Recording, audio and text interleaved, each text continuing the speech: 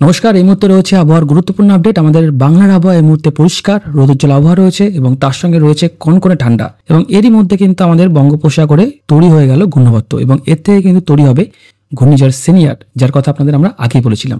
কিন্তু এই মুহূর্তে এই ঘূর্ণিঝড় অভিমুখ কোন দিকে থাকবে আর এর প্রভাবে আমাদের বঙ্গেতে কতটা বৃষ্টি রয়েছে সবকিছু বিস্তারিত জানাবো এই আপডেটে। অবশ্যই আপডেটটি কিন্তু শেষ পর্যন্ত দেখবেন।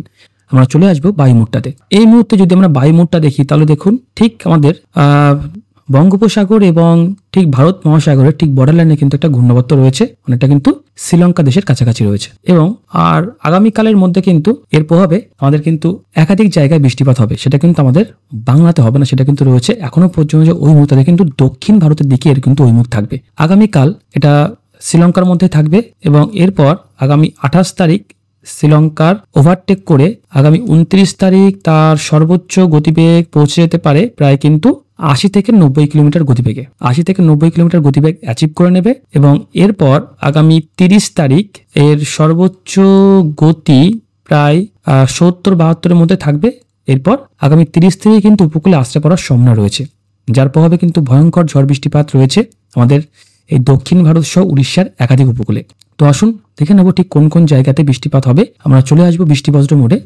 বৃষ্টিবজ্র মোডে আসলে দেখতে পাচ্ছি আগামী 27 তারিখ 28 তারিখ আমাদের ভারতবর্ষে খুব একটা এফেক্ট না থাকলেও আগামী 29 তারিখ কিন্তু আস্তে আস্তে আমাদের উপকূল লাগোয়া জেলাগুলিতে কিন্তু বৃষ্টিপাত শুরু হয়ে যাবে, যার মধ্যে রয়েছে দেখুন চেন্নাই, পন্ডিচেরি, এখানে তাঞ্জিভুর, এখানে কিন্তু বৃষ্টিপাত রয়েছে।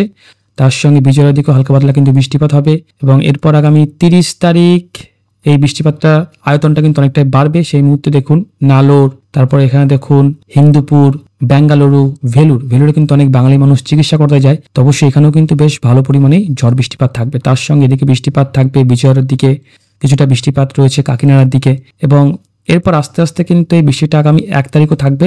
আগামী 1 তারিখ সেই মুহূর্তে ঘূর্ণাবর্তটির অবস্থান কিন্তু থাকবে ত্রিপুতি, হিন্দিপুর ঠিক এই মিডিল পজিশনে, এবং সেই মুহূর্তে আমাদের বাংলাতে কোনো এফেক্ট কিন্তু পড়ছে না, বিশাখাপত্তনে কিন্তু এফেক্ট পড়ছে, বঙ্গে কিন্তু একদমই এফেক্ট পড়ছে না, একদম পুরো পরিষ্কার ওয়েদার থাকবে আগামী 2 তারিখ 3 তারিখ 4 তারিখ। আপাতত কিন্তু পুরোপুরি বঙ্গের ওয়েদার পুরোপুরি পরিষ্কার থাকবে। এখন এই মুহূর্তে পশ্চিমী ঝঞ্ঝার কারণে উত্তরবঙ্গে বৃষ্টিপাত হবে দেখে নেব আগামী 6 তারিখ 7 তারিখ 8 তারিখ 9 তারিখ 10 তারিখ। না, এর মধ্যে কিন্তু কোনো রকম বৃষ্টি আমাদের কিন্তু এই বঙ্গে নেই। আকাশ কিন্তু পুরোপুরি পরিষ্কার থাকবে এবং ঠান্ডা কিন্তু হু হু করে বাড়বে।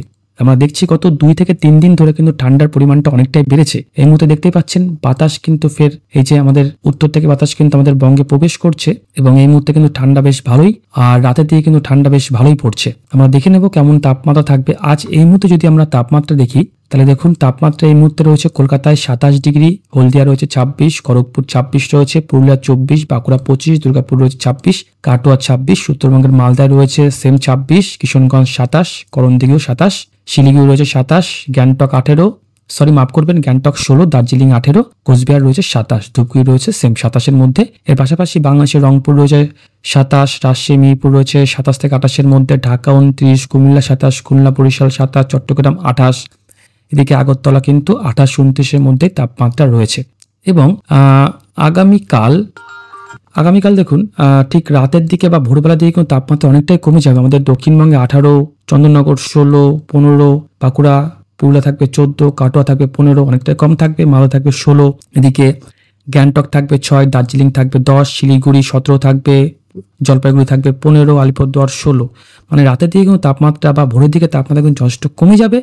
এর সাথে বাংলাদেশের রংপুর থাকবে 16, রাজশাহী মিরপুর থাকবে 16 থেকে 17-এর মধ্যে, ময়মনসিংহ 16, সিলেট 15, ঢাকা 18, কুমিল্লা 16, খুলনা 16, বরিশাল 17 থাকবে, চট্টগ্রাম থাকবে 18, এর সঙ্গে আগরতলা থাকবে 16, তার সঙ্গে আসামের দিকে থাকবে 14 থেকে 16-এর মধ্যে। তার পাশাপাশি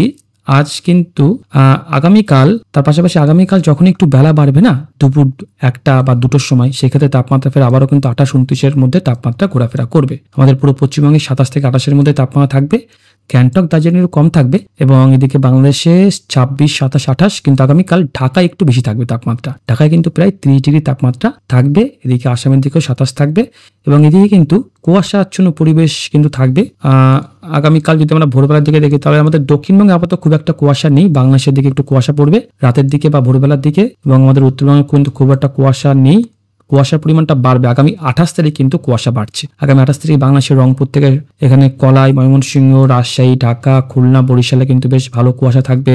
ত্রিপুরায় কিন্তু বেশ ভালো কুয়াশা পড়তে পারে। আমাদের দক্ষিণময় খুব একটা কুয়াশা নেই। মালদায় পড়বে, উত্তর দিনাজপুরে পড়বে, দক্ষিণ দিনাজপুরে পড়বে। বেশ কুয়াশাচ্ছন্ন একটা পরিবেশ থাকবে। আস্তে আস্তে কিন্তু ঠান্ডা আরো বাড়তে থাকবে।